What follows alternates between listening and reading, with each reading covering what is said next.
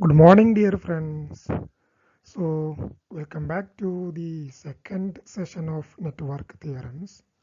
Today, we will discuss the source conversion and superposition theorem. So, first, let us see what is meant by the source conversion. നമ്മൾ network സർക്യൂട്ടുകളിൽ പ്രധാനമായിട്ടും രണ്ട് തരത്തിലുള്ള സോഴ്സുകളാണ് നമ്മൾ meet ചെയ്യാറുള്ളത്. ഒന്ന് വോൾട്ടേജ് സോഴ്സ് ആണ്. The second one is the current source. Voltage source എന്ന് പറയുമ്പോൾ ഈ രീതിയിലുള്ള ഒരു voltage source which provides constant output voltage, അല്ലേ, കോൺസ്റ്റന്റ് ആയിട്ട് 1.5 വോൾട്ടേജ് തരുന്ന, 12 വോൾട്ടേജ് തരുന്ന, അങ്ങനെ ഒരു പർട്ടിക്കുലർ വോൾട്ടേജ് ഔട്ട്പുട്ട് തരുന്ന സോഴ്സിനെ നമ്മൾ വിളിക്കുന്ന പേരാണ് വോൾട്ടേജ് സോഴ്സ്. അതേപോലെ ഒരു particular current, constant current 1 ampere 2 ampere, അങ്ങനെ ഒരു ഫിക്സഡ് കറണ്ട് ഔട്ട്പുട്ട് കറണ്ട് തരുന്ന സോഴ്സിനെയാണ് നമ്മൾ കറണ്ട് സോഴ്സ് എന്ന് വിളിക്കുന്നത്. സോ ഈ വോൾട്ടേജ് സോഴ്സിനെയും കറണ്ട് സോഴ്സിനെയും എങ്ങനെ പരസ്പരം കൺവേർട്ട് ചെയ്യാം, വോൾട്ടേജ് സോഴ്സിനെ എങ്ങനെ കറണ്ട് സോഴ്സ് ആക്കിയിട്ട് മാറ്റാം, ഒരു കറണ്ട് സോഴ്സിനെ എങ്ങനെ വോൾട്ടേജ് സോഴ്സ് ആക്കിയിട്ട് മാറ്റാം എന്നാണ് നമ്മളിവിടെ നോക്കുന്നത്. So a given voltage source with series resistance can be converted into an equivalent current source with a parallel resistance, അല്ലേ. നോക്കൂ, a given voltage source with series resistance, this one can be converted into a current source. നോക്കൂ, ഇതൊരു current source ആണ്, അല്ലേ. Current source with parallel resistance, equivalent, അല്ലെ. Equivalent, ഈ രണ്ട് സർക്യൂട്ടുകൾ എന്താണ്, ഇക്വാലന്റ് ആണ്. അല്ലെങ്കിൽ തിരിച്ചു പറയുകയാണെങ്കിൽ, അല്ലെ, ഇങ്ങനെയുള്ള a current source with a parallel resistance R S can be converted into a voltage source with series resistance R S. Okay, ഇനി നോക്കൂ, ഇത് എപ്പോഴായിരിക്കും പോസിബിൾ ആകുന്നത്? If there open circuit voltages are equal. Means open circuit voltage എന്ന് പറയുമ്പോൾ ഇപ്പോൾ ഇവിടെ circuit ഒന്നും തന്നെ കണക്ട് ചെയ്യാതെ ഇങ്ങനെ ഓപ്പണായി കിടക്കുന്ന സമയത്ത് ഈ പോയിന്റിലും ഇടയിലുള്ള, ഈ രണ്ട് പോയിന്റുകൾക്ക് ഇടയിലുള്ള voltage, that is the open circuit voltage. അതേപോലെ ഇവിടെ ആണെങ്കിൽ ഈ പോയിന്റിനും ഇടയിലുള്ള വോൾട്ടേജ്, ഈ രണ്ട് വോൾട്ടേജും സെയിം ആയിരിക്കണം. നമുക്ക് നോക്കാം സെയിം ആണോ എന്ന് നോക്കാം. അതേപോലെ തന്നെ short circuit currents are equal. Means നമ്മൾ ഈ രണ്ട് പോയിന്റുകളെ ഷോർട്ട് സർക്യൂട്ട് ചെയ്യുമ്പോൾ ഇതിലൂടെ ഫ്ലോ ചെയ്യുന്ന കറണ്ടും, അതേപോലെ ഈ രണ്ട് എൻഡുകളെ ഷോർട്ട് സർക്യൂട്ട് ചെയ്യുമ്പോൾ കണക്ട് ചെയ്യുമ്പോൾ അതിലൂടെ ഫ്ലോ ചെയ്യുന്ന കറണ്ടും സെയിം ആയിരിക്കും. അപ്പോഴേ നമുക്ക് രണ്ടും ഈക്വലൻ്റ് ആണ്, രണ്ടും ഒരുപോലെയാണ് എന്ന് പറയാൻ പറ്റും. ഒന്ന് വോൾട്ടേജ് സോഴ്സ് റെപ്രസെൻ്റ് ചെയ്തു, മറ്റത് കറണ്ട് സോഴ്സ് ഉപയോഗിച്ച് റെപ്രസെൻ്റ് ചെയ്തു എന്നുള്ള മാറ്റം മാത്രമേ ഉള്ളൂ. ഓക്കെ, സോ നമുക്കൊരു എക്സാമ്പിൾ നോക്കാം. Voltage source to current source conversion. So we are given this kind of a voltage source, അല്ലേ. ഇവിടെ ഒരു 10 വോൾട്ടേജ് ഔട്ട്പുട്ട് തരുന്ന ഒരു വോൾട്ടേജ് സോഴ്സ് ആണുള്ളത്. So a voltage source in series with 5 Ω, അല്ലേ. നമുക്കറിയാം എ ബി പോയിന്റുകൾക്കിടയിലുള്ള വോൾട്ടേജ് എന്ന് പറയുന്നത് 10 വോൾട്ടേജ് ആണ്. നമ്മളൊരു സർക്യൂട്ട് കണക്ട് ചെയ്ത് കഴിഞ്ഞാൽ ഇതിലൂടെ 10/5 മീൻസ് 2 ആംപിയർ കറണ്ട് ഫ്ലോ ചെയ്യും, അല്ലേ. Short circuit current 2 ampere flow ചെയ്യും, അല്ലേ. നോക്കൂ, നമ്മളിവിടെ കണക്ട് ചെയ്ത സമയത്ത് ഇതിലൂടെ ഇവിടെ 10 വോൾട്ടേജ് ആണ് വോൾട്ടേജ് സോഴ്സ് ഉള്ളത്. ആകെ റെസിസ്റ്റൻസ് എന്ന് പറയുന്നത് 5 Ω ആണ്. അതൊന്ന് 10/5 2 ആംപിയർ കറണ്ട് ഇതിലൂടെ ഫ്ലോ ചെയ്യുന്നു. ഓക്കെ, സോ നമ്മൾ നേരത്തെ കണ്ടു കഴിഞ്ഞു, നമ്മുടെ വോൾട്ടേജ് ടു കറണ്ട് കൺവേർഷന് വേണ്ടി നമ്മൾ ചെയ്യേണ്ടത് ഈ സീരീസ് റെസിസ്റ്റൻസിനെ നമ്മളിവിടെ ഇതിന് പാരലായിട്ട് കണക്ട് ചെയ്യുന്നു. അതേപോലെ ഈ ഷോർട്ട് സർക്യൂട്ട് കറണ്ടിനെ ഇവിടുത്തെ കറണ്ട് സോഴ്സ് ആയിട്ട് റെപ്രസെന്റ് ചെയ്യുന്നു. സോ 2 ആംപിയർ കറണ്ടുള്ള ഒരു current source in parallel with a 5 Ω resistance. So ഇപ്പോൾ ഇതെന്തായിട്ട് മാറി നോക്കൂ, എ കറണ്ട് സോഴ്സ്, അല്ലേ, വിത്ത് സെയിം സ്പെസിഫിക്കേഷൻസ്. മീൻസ് ഈ എൻ പോയിന്റുകളിലെ വോൾട്ടേജ് എന്ന് പറയുമ്പോൾ എന്തായിരിക്കും നോക്കൂ, ഇവിടെ 2 ആംപിയർ കറണ്ട് ഉള്ളത് കൊണ്ട് തന്നെ ഈ 2 ആംപിയർ കറണ്ട് 5 Ωയിലൂടെ കടന്നു പോകുമ്പോൾ 2 × 5 10 വോൾട്ടേജ് തന്നെയായിരിക്കും ഇതിൻ്റെ അക്രോസിൽ വരുന്ന ഡ്രോപ്പ്. ഇതിൻ്റെ അക്രോസിൽ വരുന്ന 5 Ωൻ്റെ അക്രോസിൽ വരുന്ന ഡ്രോപ്പ് തന്നെയായിരിക്കും എയുടെയും ബിയുടെയും ഇടയിലുള്ള ഓപ്പൺ വോൾട്ടേജ് എന്ന് പറയാം, അല്ലെങ്കിൽ മറ്റൊന്നും കണക്ട് ചെയ്യാതിരിക്കുമ്പോഴുള്ള വോൾട്ടേജ്. ഇവരെ ഷോർട്ട് സർക്യൂട്ട് ചെയ്ത് കഴിഞ്ഞാൽ ഈ കറണ്ട് തന്നെയായിരിക്കും ഇതിലൂടെ ഈ 2 ആംപിയർ കറണ്ട് തന്നെയായിരിക്കും ഇതിലൂടെ പോകുന്നതിന് പകരം അവർ ഈ ഷോർട്ട് സർക്യൂട്ടഡ് എൻഡിലൂടെ പോകുന്നു. സോ നമ്മൾ നേരത്തെ പറഞ്ഞ കണ്ടീഷൻ സാറ്റിസ്ഫൈ ചെയ്യുന്നുണ്ട്. സോ ഇതാണ് ഈ voltage source in series with 5 ഓമിൻ്റെ current source in parallel with 5 ohm equivalent circuit. Okay, so this is the one example for voltage to current source conversion. Okay, ഇനി നമുക്ക് current സോഴ്സിനെ എങ്ങനെയാണ് ഒരു voltage source ആക്കിയിട്ട് convert ചെയ്യുന്നത് എന്ന് നോക്കാം. So നേരത്തെ കണ്ട ഓൾമോസ്റ്റ് ഈക്വലൻ്റ് ആയിട്ടുള്ള ഒരു സർക്യൂട്ട് തന്നെയാണ്. പക്ഷെ ഇവിടെ നോക്കൂ, ഇതൊരു കറണ്ട് സോഴ്സ് ആണ്. A current source with a parallel resistance 2 ohm. Okay, so ഇവിടെ 5 ആംബിയർ ഉള്ള ഒരു കറണ്ട് സോഴ്സാണ്. ഇവിടെ പാരലായിട്ട് ഒരു 2 ഓം റെസിസ്റ്റൻസ് നമ്മൾ കണക്ട് ചെയ്തിട്ടുണ്ട്. അപ്പോൾ നമുക്കറിയാം ഈ 5 ഓം 2 ഓമിലൂടെ പാസ് ചെയ്യുന്ന സമയത്ത്, ഇവിടെ ഓപ്പൺ സർക്യൂട്ടായിട്ട് നിൽക്കുന്ന സമയത്ത്, ഇവിടെ ഒന്നും കണക്ട് ചെയ്യാത്ത സമയത്ത് കറണ്ട് ഇതിലൂടെ ആയിരിക്കും ഫ്ലോ ചെയ്യുന്നത് അല്ലേ, 2 ഓമിലൂടെ ആയിരിക്കും ഫ്ലോ ചെയ്യുന്നത്. സോ ആ സമയത്ത് ഇതിൻ്റെ അക്രോസിൽ വരുന്ന ഡ്രോപ്പ് വിൽ ബി I/R അല്ലേ, മീൻസ് 5 × 2 10 വോൾട്ടേജ് ആയിരിക്കും വരുന്നത്.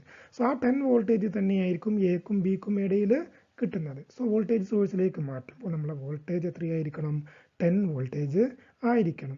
മാത്രമല്ല ഈ റെസിസ്റ്റൻസിനെ നമ്മൾ സീരീസ് ആയിട്ട് കണക്ട് ചെയ്യും വേണം. സോ അതെന്തായിട്ട് മാറി നോക്കൂ, ഒരു voltage source in series with a resistance ആയിട്ട് മാറി. So a current source in parallel with a parallel resistance can be replaced by a voltage source with a series resistance. So ഇങ്ങനെയാണ് നമ്മൾ current സോഴ്സിനെ voltage source ആയിട്ടും convert ചെയ്യുന്നത്. Okay, so അതിപ്പോൾ നമ്മൾ voltage സോഴ്സും കറണ്ട് സോഴ്സിൻ്റെയും കൺവേർഷനെ കുറിച്ച് പറഞ്ഞു. ഇനി എന്താണ് ഒരു വോൾട്ടേജ് സോഴ്സ് എന്നുള്ളത് കൊണ്ട് മീൻ ചെയ്യുന്നത് ഒന്നും കൂടെ സ്പെസിഫിക് ആയിട്ട് നമുക്ക് നോക്കാം. സോ ഈ voltage source is whose output voltage remains constant irrespective of the amount of current drawn from it. അല്ലേ, നമ്മൾ ഏതൊരു, ഇപ്പോൾ നമ്മൾ വീട്ടിലൊക്കെ ഉള്ള കറണ്ട് ആണെങ്കിൽ നമ്മൾ ഏതൊരു ഉപകരണം കണക്ട് ചെയ്ത് കഴിഞ്ഞാലും, എത്ര കറണ്ട് എടുക്കുന്ന ഒരു ആംബിയർ എടുക്കുന്ന ഒരു ഉപകരണം കണക്ട് ചെയ്ത് കഴിഞ്ഞാലും അവിടെ ഔട്ട്പുട്ട് വോൾട്ടേജ് ഒരു കോൺസ്റ്റൻ്റ് ആയിട്ട് നിൽക്കണം. അല്ലെ, വീട്ടിലെ വോൾട്ടേജ് ഒക്കെ 230 വോൾട്ടേജ് ആണെങ്കിൽ നമ്മൾ ചില സമയത്ത് വലിയ ആംബിയർ കൂടിയ വലിയ ഏതെങ്കിലും ഒരു മെഷീൻസ് ഒക്കെ കണക്ട് ചെയ്യുന്ന സമയത്ത് നമുക്ക് അവിടെ പെട്ടെന്ന് തന്നെ നമ്മുടെ വോൾട്ടേജ് ഡ്രോപ്പ് ചെയ്യുന്നതായിട്ട് കാണാൻ കഴിയും. കാരണം അവിടെ വലിയ കറണ്ട് എടുക്കുന്നത് കൊണ്ടാണ്. അല്ലെങ്കിൽ എവിടെയെങ്കിലുമൊക്കെ ഷോർട്ട് സർക്യൂട്ട് വരുന്ന സമയത്ത് വോൾട്ടേജ് ഡ്രോപ്പ് ചെയ്യുന്നതായിട്ടും നമുക്ക് മൊത്തത്തിൽ നാട്ടിൽ തന്നെ മൊത്തം കറണ്ട് വോൾട്ടേജ് ഡ്രോപ്പ് ചെയ്യുന്നതൊക്കെ ആയിട്ട് നമ്മൾ കാണാറുണ്ട്. സോ അവിടെയൊക്കെ തന്നെ ഇവിടെ അതൊരു കോൺസ്റ്റൻറ്റ് വോൾട്ടേജ് സോഴ്സിൽ നിന്ന് അത് ലെഫ്റ്റ് അടിക്കുകയാണ് ആക്ച്വലി ചെയ്യുന്നത്. സോ ഒരു ഐഡിയൽ കോൺസ്റ്റൻറ്റ് വോൾട്ടേജ് സോഴ്സ് എന്ന് പറയുമ്പോൾ എന്തായിരിക്കും നോക്കൂ, കറണ്ടിനെ തീരെ ഡിപ്പെൻഡ് ചെയ്യാതെ എത്ര കറണ്ട് എടുത്താലും ഔട്ട്പുട്ട് വോൾട്ടേജ് കോൺസ്റ്റൻ്റ് ആയിട്ട് നിൽക്കുന്ന സോഴ്സിനെ പറയുന്ന പേരാണ് ideal constant voltage source. A voltage source whose output voltage remains constant respective of the amount of current drawn from it. Okay, so അങ്ങനെ ആവണം എന്നുണ്ടെങ്കിൽ they should possess zero internal resistance.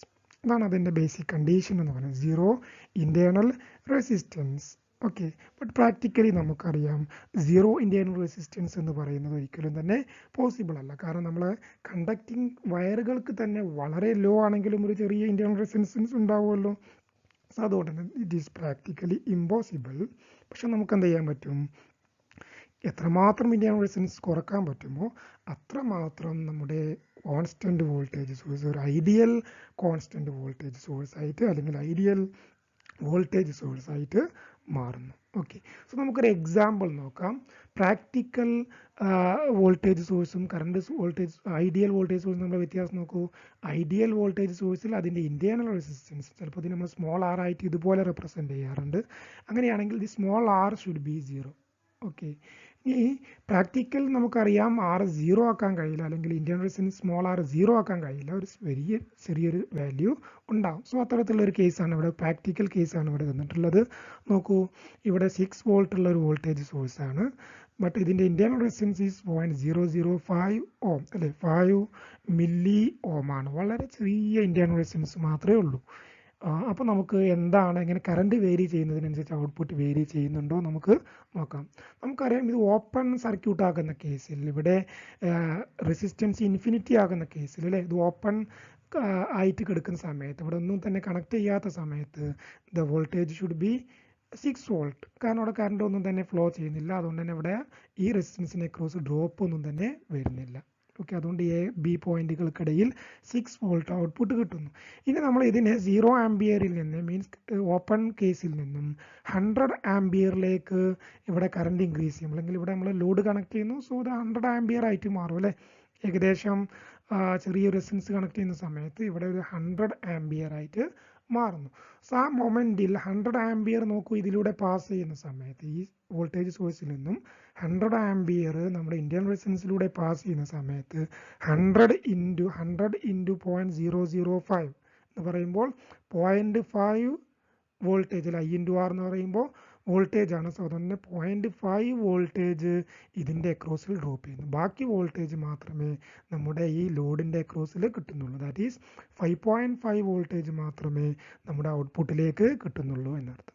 So 0 ആംബിയറിൽ നിന്ന് 100 ആംബിയറിലേക്ക് current increase ചെയ്യുന്ന സമയത്ത് output voltage drops from 6 voltage to 5.5 volt. ചെറിയൊരു വേരിയേഷനേ വരുന്നുള്ളൂ അല്ലേ. 100 ആംബിയർ എന്നൊക്കെ പറയുമ്പോൾ ഒരു വലിയ ബിഗ് എമൗണ്ട് ഓഫ് കറണ്ട് ആണ്. സോ അത്രയും വേരിയേഷൻ വന്നിട്ടും 0.5 വോൾട്ടേജ് ഡ്രോപ്പ് വരുന്നു. അപ്പോൾ പ്രാക്ടിക്കലി ഓൾമോസ്റ്റ് ഒരു കോൺസ്റ്റന്റ് വോൾട്ടേജ് സോഴ്സ് ആണ് നമുക്കിതിനെ പറയാം. ഓക്കെ, ഇനി എന്താണ് അതുപോലെ കറണ്ട് സോഴ്സ് എന്ന് നോക്കാം. സോ ഐഡിയൽ കറണ്ട് സോഴ്സ് എന്ന് പറയുമ്പോൾ കോൺസ്റ്റന്റ് കറണ്ട് പ്രൊവൈഡ് ചെയ്യുന്ന സോഴ്സുകൾ നമ്മൾ വിളിക്കുന്ന പേരാണ് കറണ്ട് സോഴ്സ്. സോ എന്താണ് ഒരു ഐഡിയൽ കോൺസ്റ്റന്റ് കറണ്ട് സോഴ്സ് എന്താണെന്ന് നോക്കാം. So it is A current source whose output current remains constant irrespective of the load connected to it.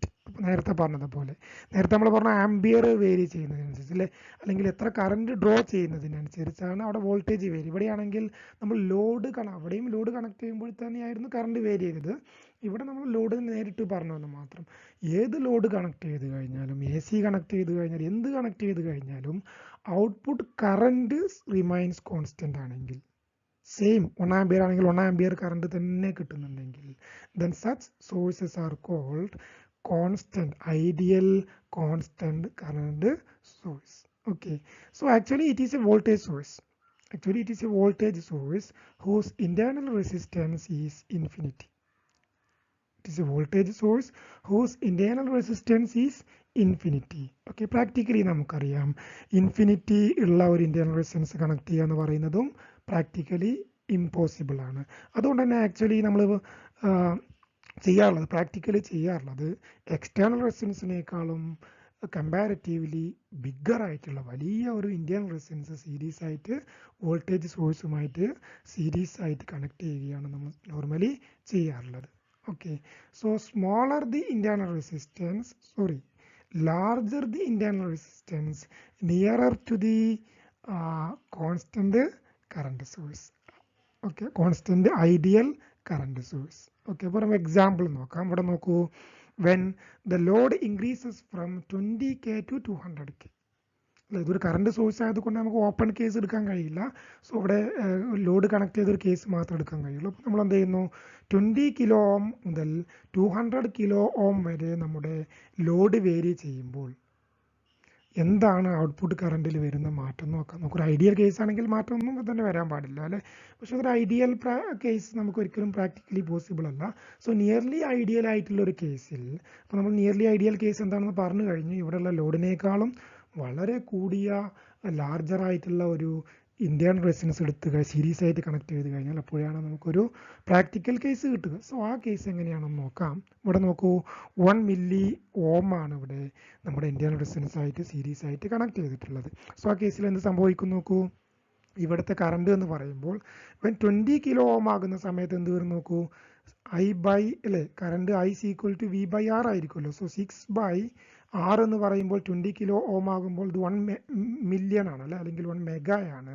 So 1 mega plus 20k എന്ന് പറയുമ്പോൾ 1.02. So 6/1.02 that is 5.02 9 micro ampere current ആയിരിക്കും ആ കേസിൽ കിട്ടുന്നത്. അതേപോലെ 200K ആകുന്ന സമയത്ത് 0.2 മെഗയാണ് അല്ലേ. സോ 6/1.2 എന്നായിട്ട് മാറും. സോ 6/1.2 എന്ന് പറയുമ്പോൾ 5 മൈക്രോ ആംബിയർ ആയിട്ട് മാറും. സോ 5.9 മൈക്രോ ആംബിയറിൽ നിന്നും 5.0 മൈക്രോ ആംബിയർ ആയിട്ട് നമ്മൾ കറണ്ട് റെഡ്യൂസ് ചെയ്യുന്നു. പക്ഷെ നമുക്ക് 10 ടൈംസ് ഇൻക്രീസ് ചെയ്തു അല്ലേ. ലോഡിൽ 10 ടൈംസ് വേരിയേഷൻ വന്നപ്പോഴും ഇവിടെ ഒരു 0.9 മൈക്രോ ആംബിയറിൻ്റെ വേരിയേഷൻ മാത്രമേ വരുന്നുള്ളൂ. ഓൾമോസ്റ്റ് ഒരു പ്രാക്ടിക്കലി കോൺസ്റ്റന്റ് കറണ്ട് സോഴ്സ് ആണെന്ന് നമുക്ക് ഇതിനെക്കുറിച്ച് പറയാം. ഓക്കെ, നൗ മറ്റൊരു പ്രിൻസിപ്പിൾ, വളരെ പ്രധാനപ്പെട്ട ഒരു പ്രിൻസിപ്പിൾ നമുക്ക് പഠിക്കാനുള്ളത് സൂപ്പർ പൊസിഷൻ തിയറം അല്ലെങ്കിൽ സൂപ്പർ പൊസിഷൻ പ്രിൻസിപ്പിൾ ആണ്. എന്താണെന്ന് നോക്കാം. What is super position theorem in network theorems? Okay, so ഇതിൻ്റെ ഡെഫിനിഷൻ വളരെ കൃത്യമായിട്ട് നമ്മൾ മനസ്സിലാക്കണം. So in A network of linear resistances, so any kind of network containing linear resistances containing more than one generator or more than one EMF or more than one voltage source, the current which flows at any point is the sum of all currents which would flow at that point if each generator was considered separately and all other generators are replaced for the time being by resistances equal to their internal resistances. ഇത് വളരെ സിമ്പിളായുള്ള തിയറാണ്. കുറച്ച് long definition ആയിപ്പോയിരുന്നു. അത് നമുക്ക് നമ്മുടെ ടേംസിലേക്ക് ഇതിനെ മാറ്റി എഴുതാവുന്നതേ ഉള്ളൂ. നമുക്കറിയാവുന്ന നമ്മളുടെ ലെവൽ അനുസരിച്ചുള്ള ടേംസിൽ നമുക്കിതിനെ മാറ്റി എഴുതാം. ഓക്കെ, അങ്ങനെ സിംഗിൾ സെൻറ്റൻസ് തന്നെ ആക്കിയിട്ട് എഴുതണമെന്ന് യാതൊരു നിർബന്ധവുമില്ല. പറയുന്നത് ഇത്രയേ ഉള്ളൂ. So for a network containing the linear resistance contain ചെയ്യുന്ന ഒരു നെറ്റ്വർക്കിൽ ഒന്നിലധികം വോൾട്ടേജ് സോഴ്സുകൾ ഉണ്ടെങ്കിൽ ഓരോ പോയിന്റിലൂടെയും ഫ്ലോ ചെയ്യുന്ന കറണ്ട് എന്ന് പറയുമ്പോൾ that current will be sum of current due to each voltage source independently. Each voltage source independent means ഇപ്പോൾ ഈ പോയിന്റിൽ ഇവിടെ 2 വോൾട്ടേജ് സോഴ്സ് ഉണ്ട് അല്ലേ. ഇതൊരു ലീനിയർ നെറ്റ്വർക്ക് ഓഫ് റെസിസ്റ്റൻസസ് ആണ്. സോ ഇതിൽ 2 വോൾട്ടേജ് സോഴ്സ്, 6 വോൾട്ടേജ് സോഴ്സ് ഉണ്ട്, അതേപോലെ 12 വോൾട്ടേജിൻ്റെ മറ്റൊരു വോൾട്ടേജ് സോഴ്സ് ഉണ്ട്. ഈ 2 വോൾട്ടേജ് സോഴ്സിലും 2 വോൾട്ടേജ് സോഴ്സും അടങ്ങിയിട്ടുള്ള ഈ സർക്യൂട്ടിൽ നോക്കൂ. ഇപ്പോൾ ഈ 6 ഓമിലൂടെ കടന്നു പോകുന്ന കറണ്ട് I എന്ന് പറയുന്നത് നമുക്ക് ഇത് കണ്ടുപിടിക്കാനുള്ള ഒരു എളുപ്പവഴി എന്ന് പറയും. നമ്മൾ ആദ്യം ഈ 12 വോൾട്ടേജ് സോഴ്സ് ഇല്ല എന്ന് സങ്കല്പിക്കുന്നു. പകരം അവിടെ ഒരു 1 ഓം അതിൻ്റെ ഇൻറ്റേർണൽ റെസിസ്റ്റൻസ് കൊണ്ട് റീപ്ലേസ് ചെയ്യുന്നു. സോ ഇവിടെ ഒരു സിംഗിൾ വോൾട്ടേജ് 6 വോൾട്ട് മാത്രമുള്ള സിംഗിൾ വോൾട്ടേജ് സോഴ്സ് മാത്രമേ ഉള്ളൂ. സോ അത് പ്രൊഡ്യൂസ് ചെയ്യുന്ന കറണ്ട് പ്ലസ് പിന്നെ നമ്മൾ എന്ത് ചെയ്യുന്നു, 6 വോൾട്ടേജ് സോഴ്സ് ഇല്ല എന്ന് അസ്യൂം ചെയ്യുന്നു. അതിന് പകരം അതിന് ഇൻറ്റേർണൽ റെസിസ്റ്റൻസ് മാത്രമേ ഉള്ളൂ. സോ ഈ 12 വോൾട്ടേജ് സോഴ്സ് മാത്രമേ ഇവിടെ ഉള്ളൂ. സോ അത് പ്രൊഡ്യൂസ് ചെയ്യുന്ന current, so current due to 6 voltage plus current due to 12 voltage ഈ പോയിന്റിലൂടെ അല്ലെ 6 ഓമിലൂടെ ഫ്ലോ ചെയ്യുന്ന കറണ്ട്, അതായിരിക്കും ടോട്ടൽ 6 ഓമിലൂടെ പോകുന്ന current. Means current sum of currents due to independent voltage sources അല്ലെങ്കിൽ due to voltage sources independently. Sum of currents due to voltage sources independent. ഓരോ വോൾട്ടേജ് സോഴ്സും ഇൻഡിപെൻഡൻ്റ് ആയിട്ട് പ്രൊഡ്യൂസ് ചെയ്യുന്ന കറണ്ടുകളുടെ സമ്മായിരിക്കും ടോട്ടൽ കറണ്ട് എന്ന് പറയുന്നത്. സോ നമുക്കൊരു എക്സാമ്പിൾ ഉപയോഗിച്ചുകൊണ്ട് ഇത് നമുക്ക് എസ്റ്റാബ്ലിഷ് ചെയ്യാം, ഇല്ലസ്ട്രേറ്റ് ചെയ്യാം. നോക്കൂ, എക്സാമ്പിൾ എന്താണെന്ന് നോക്കൂ. So the circuit, let a battery of EMF 6 volt and 12 volt and their internal resistances 0.5 ohm and 1 ohm. The values of other resistance are as indicated, less 2.5, 6 ohm, 2 ohm. Find the different currents flowing in the branches and voltage across 60 ohm. So നമുക്ക് ഈ I1 കണ്ടുപിടിക്കണം, I2 കണ്ടുപിടിക്കണം, അതേപോലെ തന്നെ I കണ്ടുപിടിക്കണം, അതേപോലെ 6 ഓമിന് അക്രോസിലുള്ള 6 ആണ് 6 ഓമിന് അക്രോസിൽ വരുന്ന വോൾട്ടേജ് ഡ്രോപ്പ്, അതായത് I/6 ഓം അല്ലേ, IR ആയിരിക്കുമല്ലോ. സോ ആ വോൾട്ടേജ് എത്രയാണെന്നും കണ്ടുപിടിക്കും. ഇതാണ് നമ്മുടെ എയിം വരുന്നത്.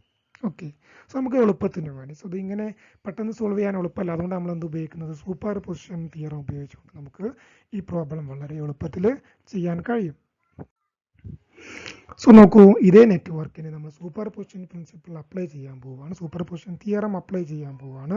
സോ ഫസ്റ്റ് നമ്മൾ എന്ത് ചെയ്യുന്നു, 12 വോൾട്ടേജ് സോഴ്സിനെ അതിനെ ഷോർട്ടൻ ചെയ്യുന്നു. മീൻസ് അതിൻ്റെ it is replaced by it is internal resistance. Means 1 ohm കൊണ്ട് റീപ്ലേസ് ചെയ്യുന്നു. അപ്പോൾ അതില്ലാത്തത് പോലെയാണ് അല്ലേ. ഇപ്പോൾ ഒരു സിംഗിൾ വോൾട്ടേജ് സോഴ്സ് മാത്രമേ ഉള്ളൂ. ഇനി നമുക്ക് എന്ത് ചെയ്യാം, നമ്മുടെ കിർച്ചോഫ് ലോ അപ്ലൈ ചെയ്തുകൊണ്ട് വളരെ ഈസി ആയിട്ട് നമുക്ക് നമ്മുടെ സർക്യൂട്ടിലെ കറൻസ് കണ്ടുപിടിക്കാം. ഓക്കെ, സോ ഈ 6 വോൾട്ടേജ് കൊണ്ട് മാത്രമുള്ള കറണ്ടുകൾ നമ്മൾ പ്രൈം കൊണ്ട് റെപ്രസെൻറ്റ് ചെയ്യുന്നു. So current at this point is I1 prime, at this point is I2 prime, at this point is I prime. Okay, so നമുക്ക് കണ്ടുപിടിക്കാം. സോ അതിന് വേണ്ടി നമ്മൾ ആദ്യം എന്ത് ചെയ്യുന്നു നോക്കൂ, ഇതിപ്പോൾ ഇങ്ങനെയാണ്, വോൾട്ടേജ് സോഴ്സ് ഇവിടെയാണ്, ഫസ്റ്റ് ഒരു റെസിസ്റ്റൻസ് ഉണ്ട്, പിന്നെ ഒരു പാരലൽ സർക്യൂട്ടാണ് അല്ലേ, 6 ഓം പാരലൽ 2+1 ആണ് വരുന്നത്.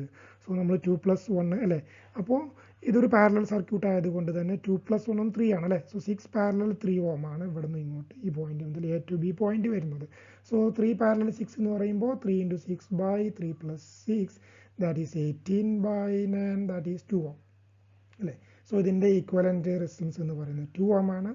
ഓക്കെ, നൗ എന്തായിരിക്കും ടോട്ടൽ കറണ്ട് വരുന്നത്, I1 പ്രൈം എന്തായിരിക്കും വരുന്നത്, ദിസ് 2.5 പ്ലസ് ഈ 2 ഓമിലൂടെ അല്ലേ, ഇവിടെ നെറ്റായിട്ട് 2 ഓം ആണല്ലോ, അതിലൂടെ പാസ് ചെയ്യുന്ന കറണ്ട് ആയിരിക്കും.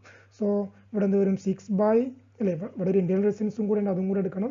സോ 6/2.5 പ്ലസ് അല്ലേ, ഇവിടെയുള്ള നെറ്റ് റെസിസ്റ്റൻസ് എന്ന് പറയുമ്പോൾ അപ്പോൾ 0.5 പ്ലസ് 2.5 പ്ലസ് ഇതിൻ്റെ നെറ്റായിട്ട് വരുന്ന 2 ആണ് അല്ലേ. സോ 2.5 പ്ലസ് 2.5 പ്ലസ് 2 = 5 ഓം.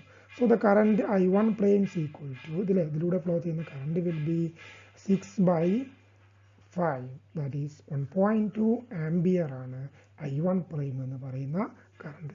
സോ I1 പ്രൈം നോക്കൂ, എ പോയിന്റിൽ വെച്ച് രണ്ടായിട്ട് സ്പ്ലിറ്റ് ചെയ്യുന്നു. ഒരു ഭാഗം I1 6 ഓമിലൂടെ കടന്നു പോകുന്നു, മറ്റൊരു പാർട്ട് നമ്മുടെ 2 ഓമിലൂടെ പാസ് ചെയ്ത് പോകുന്നു അല്ലേ. സോ ഇത്തരത്തിലുള്ള കേസുകളിൽ ഇവിടെ നോക്കൂ, ഈ കറണ്ട് സ്പ്ലിറ്റ് ചെയ്ത് പോകുന്നത് this will be inversely proportional to their resistances. Okay, so means ഈ 2 ഓമിലൂടെ കടന്നു പോകുന്ന current will be that is അല്ലെങ്കിൽ 6 ഓമിലൂടെ കടന്നു പോകുന്ന current will be inversely proportional to this ohm. അതായത് നോക്കൂ, നമ്മുടെ I prime will be equal to 1.2 proportional to നോക്കൂ എങ്ങനെയാണ് വരുന്നത് നോക്കൂ, ഇതിലൂടെ പോകുന്ന കറണ്ടാണ് അല്ലേ. അപ്പോൾ നമ്മൾ എടുക്കേണ്ടത് this current resistance divided by the total resistance. കാരണം ഇവിടെ ഈ AB-ക്കിടയിലുള്ള ഈ ഭാഗത്തിലൂടെ ഈ ബ്രാഞ്ചിൻ്റെ റെസിസ്റ്റൻസ് 3 ആണ് അല്ലേ. സോ 3/3 + 6 എന്ന് പറയുമ്പോൾ 3/9 ദാറ്റ് ഈസ് 0.4. സോ 0.4 ആംബിയർ ആണ് നമ്മുടെ 6 ഓമിലൂടെ പാസ് ചെയ്യുന്നത്. So this is 0.4 ampere.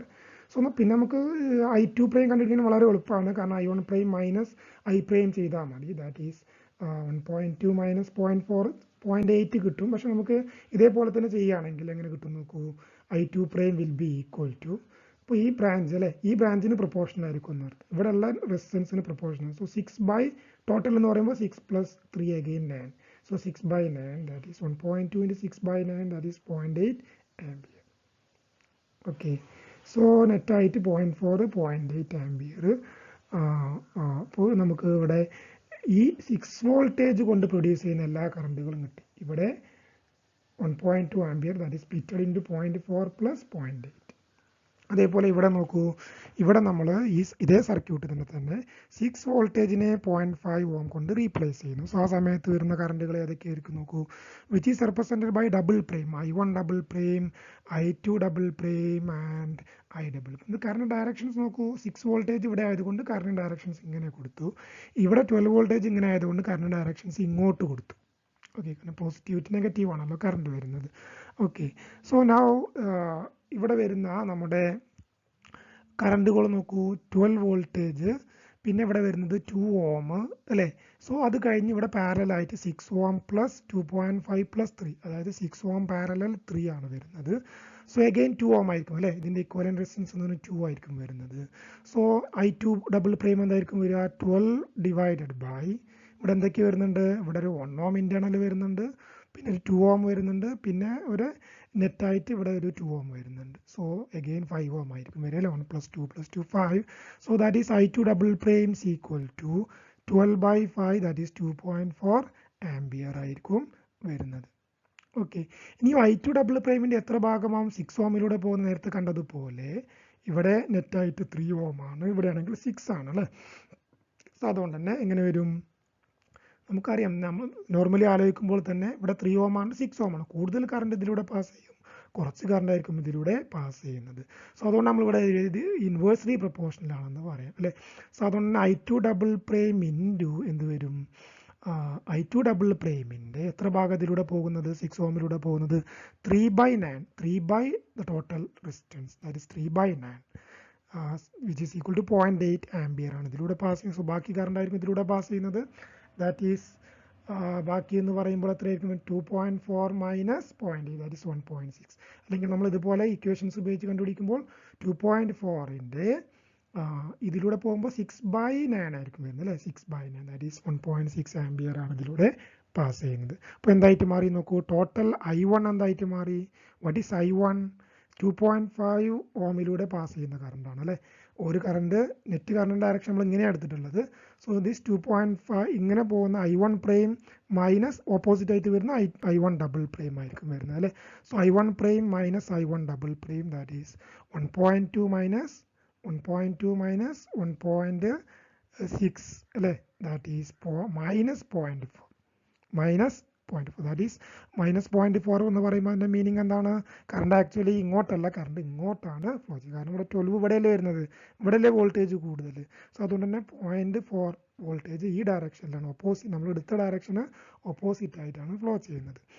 അതേപോലെ I2 നോക്കൂ. I2 is equal to അതേപോലെ എങ്ങനെ വരും? ഇവിടെ I2ൻ്റെ ഡയറക്ഷൻ ഇങ്ങോട്ടാണ് നമ്മൾ എടുത്തിട്ടുള്ളത്. സോ I2 പ്രൈം ഇങ്ങോട്ടാണ്, I2 ഡബിൾ പ്രൈം ഇങ്ങോട്ടാണ്. So I2 double prime minus I2 prime ആയിരിക്കും കൊടുക്കേണ്ടി വരും അല്ലേ. So that is I2 double prime is 2.4, then I2 prime is 0.8, that is 2.4 minus 0.8, that is 1.6 ampere. Okay, ഇനി അതേപോലെ നമ്മുടെ I prime രണ്ടും സെയിം, എല്ലാം ഒരേ ഡയറക്ഷൻ അല്ലേ. So I is equal to I prime plus I double prime. So that is I prime plus I double prime എന്ന് പറയുമ്പോൾ 0.4 plus 0.8, that is 1.2 ampere. അത് ഈസ് ഇതിലൂടെ എന്ത് ചെയ്യുന്നു? 1.2 ആംബിയർ കറണ്ടാണ് ടോട്ടലായിട്ട് നമ്മുടെ I6 ഓമിലൂടെ ഫ്ലോ ചെയ്യുന്നത്. ഇനി ഇതിൻ്റെ അക്രോസിലുള്ള വോൾട്ടേജും കൂടെ നമുക്ക് കണ്ടുപിടിക്കേണ്ടതുണ്ട് അല്ലേ.